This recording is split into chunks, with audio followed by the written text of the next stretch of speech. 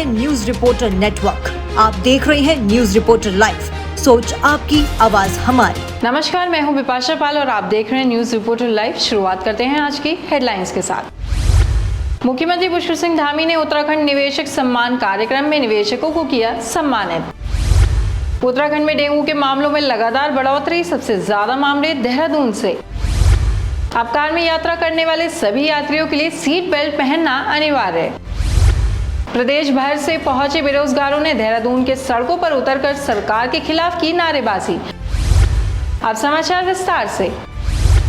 मुख्यमंत्री पुष्कर सिंह धामी ने मुख्यमंत्री आवास में आयोजित उत्तराखंड निवेशक सम्मान कार्यक्रम में निवेशकों को सम्मानित किया। इस दौरान मुख्यमंत्री धामी ने कहा कि निवेशकों ने उद्योग के क्षेत्र में प्रदेश को नया आयाम दिया है। उन्होंने कहा कि प्रदेश की आर्थिकी और राजस्व को बढ़ाने में औद्योगिकी क्षेत्र से जुड़े लोगों का योगदान अमूल्य है। उत्तराखंड औद्योगिक विकास की ओर तेजी से आगे बढ़ रहा है। उन्होंने कहा कि 2020 से अब तक कोरोना महामारी के बावजूद प्रदेश में 15,000 करोड़ की परियोजनाओं का काम शुरू हुआ है। मुख्यमंत्री ने कहा कि हम निवेशकों और उद्योगपतियों को यह आश्वस्त करते हैं कि राज्य सरकार नीति, निर्णय और सकारात्मक उद्देश्य के साथ विकास के काम कर रही है। उत्तराखंड में जल्द देहरादून और रुद्रपुर में सैनिक स्कूल खुलेंगे। मुख्य सचिव डॉक्टर एस एस संधू की अध्यक्षता में हुई बैठक में इन प्रस्तावों पर निर्णय लिया गया है। शिक्षा सचिव रविनाथ रमन के मुताबिक देहरादून में राजीव गांधी नवोदय विद्यालय और रुद्रपुर में AAN झा इंटर कॉलेज को सैनिक स्कूल के रूप में चलाने का प्रस्ताव है, जिसे मंजूरी के लिए केंद्र सरकार को भेजा जा रहा है। आपको बताते चले, उत्तराखंड में अभी मात्र एक सैनिक स्कूल घोड़ाखाल में है, जिसका पूरा संचालन रक्षा मंत्रालय करता है। रुद्रप्रयाग जिले में भी सैनिक स्कूल खोलने की कवायद पिछले कई साल से चल रही है। इस स्कूल को मंजूरी मिल गई थी, लेकिन सैनिक कल्याण और शिक्षा विभाग के बीच तालमेल की कमी के चलते इस स्कूल के भवन निर्माण का मामला पिछले काफी समय से लटका हुआ है। देहरादून में स्मार्ट सिटी के कार्यों की धीमी रफ्तार पर भले ही सरकार के मंत्री और विधायक नाराज हो रहे हों, लेकिन स्मार्ट सिटी के अधिकारियों को उससे कोई फर्क नहीं पड़ता है। स्मार्ट सिटी की CEO और देहरादून की जिलाधिकारी सोनिका ने कहा कि उनके द्वारा सरकार से कुछ और समय मांगा गया है, क्योंकि बरसात के चलते सड़कों पर पैच वर्क का कार्य नहीं किया जा सकता है और यही पैच वर्क का अधूरा कार्य इन दिनों जनता के लिए मुसीबत भी बनता नजर आ रहा है। लेकिन जैसे ही बरसात खत्म होगी, सड़कों पर बने गड्ढों को भरने का काम तेजी गति से शुरू हो जाएगा। सोनिका ने कहा कि स्मार्ट सिटी के ज्यादातर काम देहरादून से पूरे हो चुके हैं, सिर्फ सड़कों से जुड़े हुए काम बचे हुए हैं, जिन्हें बरसात के बाद जल्द ही पूरा कर लिया जाएगा। कल समीक्षा ली गई थी, माननीय मेयर साहब थे और माननीय विधायक जी थे, और जैसे कि पूर्व में भी ये आ रहा था कि कुछ काम है जो कि डिलेड चल रहे हैं, कुछ काम है जो ऑलरेडी कंप्लीशन की स्टेज में है, जैसे हमारी लाइब्रेरी हो गई, क्रश बिल्डिंग हो गई, स्मार्ट टॉयलेट सारे बन गए हैं, हमारी जो इलेक्ट्रिक बसें हैं वो चल रही हैं, लेकिन एक दो काम इस तरह के हैं जो अटके हुए हैं, जिससे आम जनमानस को काफ़ी असुविधा हो रही है। उसी एक क्रम में कल जो बैठक हुई थी, क्योंकि बरसात का सीज़न है, हमने सर से भी टाइम मांगा था कि जैसे ये बरसात थोड़ी कम होती है तो हम अकॉर्डिंगली जितने भी हमारे रोड्स पे गड्ढे हैं या जो भी असुविधा लोगों को हो रही है उसका समाधान तत्काल कर देंगे। उत्तराखंड में डेंगू के मामले लगातार बढ़ते जा रहे हैं। अब तक प्रदेश में डेंगू के 119 मामलों की पुष्टि हो चुकी है। इनमें सबसे ज्यादा मामले देहरादून से आए हैं। देहरादून में डेंगू के 55 मरीज मिले हैं, जिनमें से अधिकांश मरीज इलाज के बाद ठीक होकर अपने अपने घर में पहुंच गए हैं। प्रदेश स्तर पर स्वास्थ्य विभाग सभी लोगों को जागरूक करने का प्रयास कर रहा है। इसके साथ साथ सभी जिलों में अधिकारी लोगों को डेंगू से बचने के उपाय भी बता रहे हैं। राजधानी देहरादून में जिलाधिकारी सोनिका ने सभी अधिकारियों को निर्देश दिए हैं कि वह डेंगू से बचाव के लिए सभी लोगों को जागरूक करने के साथ साथ जरूरी दवाओं की किट भी मुहैया कराएं। इसके साथ साथ अस्पतालों में बने डेंगू वार्ड को भी दुरुस्त कर वहां पर पहुंचने वाले मरीजों को बेहतर सुविधाएं मुहैया कराने के भी निर्देश दिए गए हैं। इसके साथ साथ सभी स्कूलों को भी कहा गया है कि स्कूल प्रबंधन सभी बच्चों को फुल स्लीव के कपड़े पहनकर ही स्कूल आने के लिए निर्देशित करें। हालांकि राजधानी देहरादून में भले ही डेंगू के मामलों में बढ़ोतरी देखी जा रही है और यहाँ सबसे ज्यादा मामले आए हैं, लेकिन राहत की बात है कि सभी मरीज जल्द ठीक होकर अपने घर पहुंच रहे हैं। डेंगू को लेकर मैंने हमारे यहाँ पे जो हमारे CMO साहब हैं उनको भी इंस्ट्रक्शन है, बाकी सभी जो SDMs हैं उनको भी सचेत कर उनको भी ये बता दिया गया है, क्योंकि अब बरसात मेनली जब बहुत दिनों तक एक बीच में रुक जाती है तब लार्वा ज़्यादा पनपता है। तो अब ये लास्ट लेग चल रहा है, तो सभी को इंस्ट्रक्शन दिए गए हैं कि अपने यहाँ पे जो भी एलाइजर किट्स वगैरह हैं या मेडिसिन हैं या वार्ड्स हैं उनका निरीक्षण कर लिया जाए और व्यवस्था बना के रखी जाए। केंद्रीय सड़क परिवहन और राजमार्ग मंत्री नितिन गडकरी ने कहा कि इस कार में यात्रा करने वाले सभी यात्रियों के लिए अब सीट बेल्ट पहनना अनिवार्य होगा। उन्होंने नई दिल्ली में एक समारोह के दौरान कहा कि अगले 3 दिनों में सरकार इस संबंध में आदेश भी जारी करेगी। यदि कार में आगे या पीछे बैठी सवारी सीट बेल्ट नहीं लगाएगी तो उस पर जुर्माना लगाया जाएगा। आपको बता दें, सरकार का यह फैसला टाटा सन्स के पूर्व अध्यक्ष साइरस मिस्त्री की रविवार को एक दुखद कार दुर्घटना में मौत के बाद आया है। राष्ट्रव्यापी टीकाकरण अभियान के तहत अब तक 213 करोड़ 91 लाख से अधिक कोविड रोधी टीके लगाए जा चुके हैं। स्वास्थ्य मंत्रालय के मुताबिक वर्तमान में 50,594 मरीजों का इलाज चल रहा है। पिछले 24 घंटे के दौरान 5,389 नए मामलों की पुष्टि हुई है। इसी दौरान करीब 7,000 रोगी ठीक भी हुए हैं। स्वस्थ होने की दर 98.7% है। प्रदेश भर से पहुंचे बेरोजगारों ने देहरादून के सड़कों पर उतरकर सरकार के खिलाफ नारेबाजी की। आपको बता दें कि भर्ती परीक्षाओं में हुई धांधली को लेकर युवाओं में खासा आक्रोश है।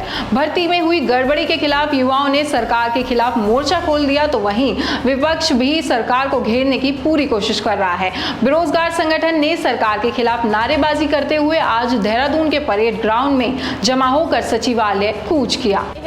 सर्वप्रथम कि इन्होंने अभी जो एग्ज़ाम कराया था वीडियो का, उसमें बहुत सारी धांधली पाई गई है, तो जल्द से जल्द उस पेपर को निरस्त किया जाए और दोबारा से री एग्ज़ाम किया जाए।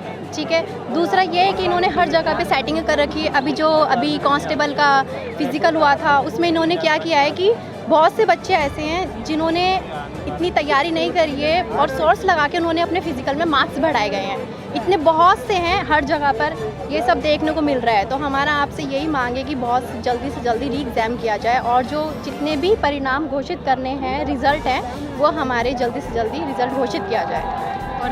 प्रदेश में जिस प्रकार की स्थिति आप लोग देख रहे हैं, हर भर्ती में धांधलियां हो रही है, बेरोजगार युवा परेशान हो चुके हैं। यहाँ आज प्रदेश भर के कोने कोने से युवा पहुंचे हैं और ये युवा आज संदेश देना चाहते हैं इस सरकार को कि जो स्थिति इस प्रदेश में बनी हुई है, लगातार जितने घोटाले हो रहे हैं, भर्तियों में धांधलियां चल रही है, ऐसा इस प्रदेश में अब नहीं चलेगा। आप मेरे पीछे देख सकते हैं, सैकड़ों में महिलाएं हैं, पुरुष हैं, अभिभावक हैं, बच्चे हैं, ये तमाम लोग अब ज़्यादा दिनों तक ये नहीं सहेंगे। और मैं आपको बता दूं, अभी मैं गैरसैंण से खुद चमोली के सुधार जो बिल्कुल दुरुस्त इलाका है वहाँ से यहाँ पर पहुँचा हुआ हूँ और हमारे तमाम जो लोग हैं आज वो अपने घरों में भी है, लेकिन वो सब लोग, सबकी भावनाएं यहाँ से जुड़ी हुई है।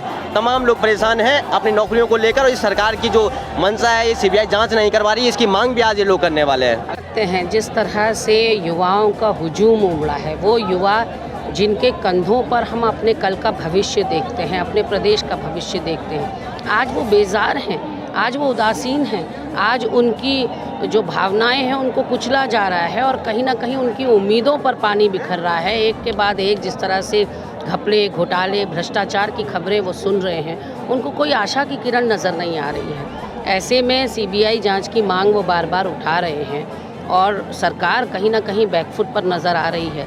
सरकार को अपना स्टैंड क्लियर करना चाहिए, क्योंकि जितने मुंह उतनी बातें निकल कर सामने आ रही हैं।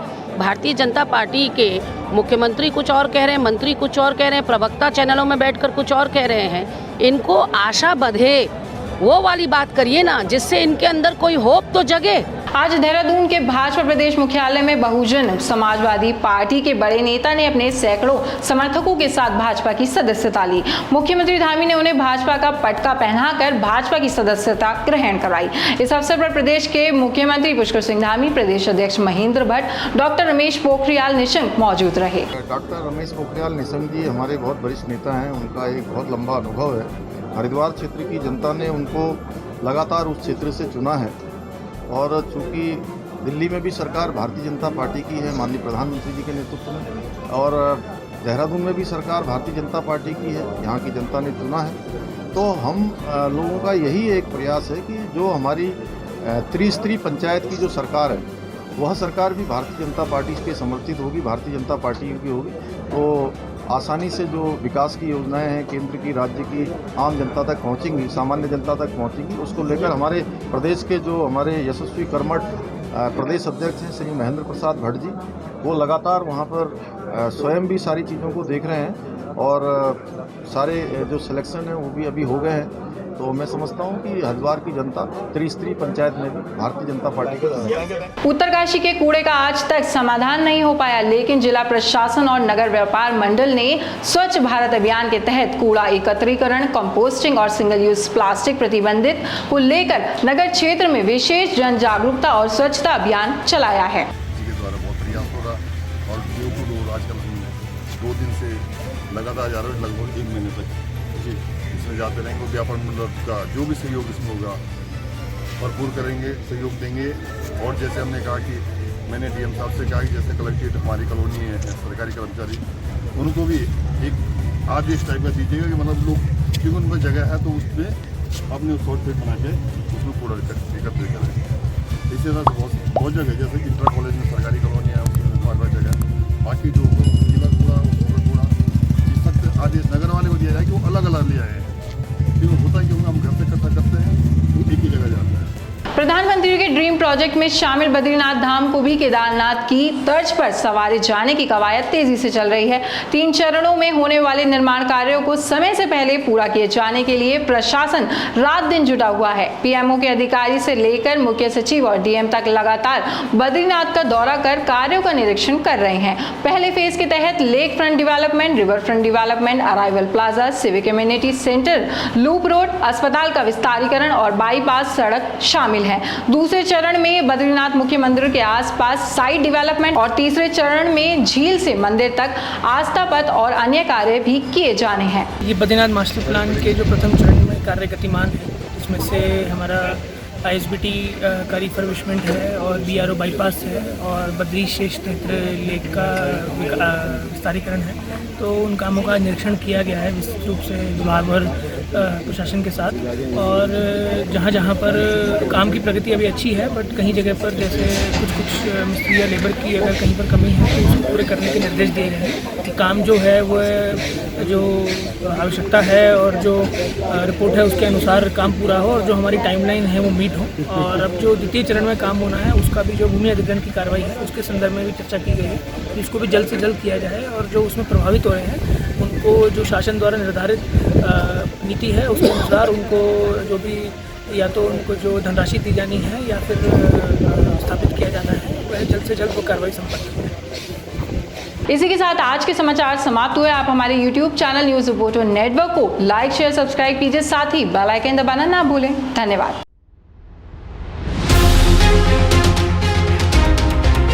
ये है न्यूज रिपोर्टर नेटवर्क। आप देख रहे हैं न्यूज रिपोर्टर लाइव। सोच आपकी, आवाज हमारी।